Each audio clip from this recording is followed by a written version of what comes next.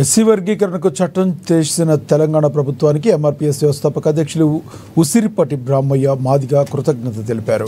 Hyderabad press క్లబ్లో September 22న Ravindra భారతిలో జరగబోయే మాదిగల కృతజ్ఞత సభ పత్రికను ఆవిష్కరించారు. 30 ఏళ్లుగా నిర్విరామంగా పోరాడుతున్న మాదిగల వర్గీకరణకు నేడు తెరపడిందని బ్రహ్మయ్య మాదిగ అన్నారు. రాష్ట్రంలోని మాదిగలందరూ ఎంఆర్పీఎస్ నేతలు కార్యకర్తలు ప్రతి ఒక్కరూ పాల్గొని సభను విజయవంతం చేయాలని బ్రహ్మయ్య పిలుపునిచ్చారు.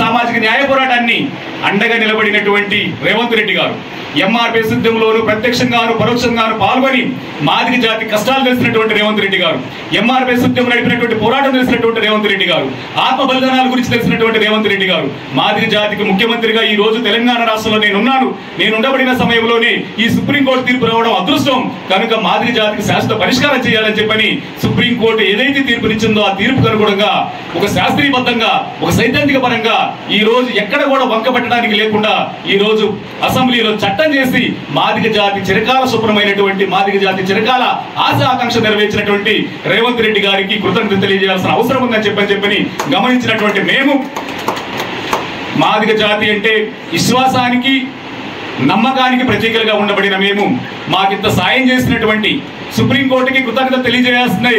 అది మాట ద్వారా చెప్పడమే తప్పనిచ్చి ఇంకొకటి చేయలేం. కానీ ఈ రోజు రేవంత్ రెడ్డి గారికి ఆయన చేసినటువంటి ఆయన ఈ రాష్ట్రంలోనే ఒక మాటలో చెప్పాలంటే ఈ దేశంలోనే వర్గీకరణ అమలు చేయడంలో ముందు వరుసలో ఉంటానని చెప్పని సంశయంగా ఒక మగాడిగా అసెంబ్లీలో ప్రకటన చేశాడు. అన్న మాట ప్రకారం ప్రకటన నిలబెట్టుకున్నాడు. ఆయన చేయడమే కాకుండా చేవేళ్ల దత్త డిక్లరేషన్ లో కూడా ఎస్సీ వర్గీకరణ కట్టుబడి ఉన్నాము, మేము అధికారంలోకి వస్తే వర్గీకరణ చేస్తామని చెప్పినటువంటి ఆయనతో పాటు మల్లికార్జున ఖర్గే గారు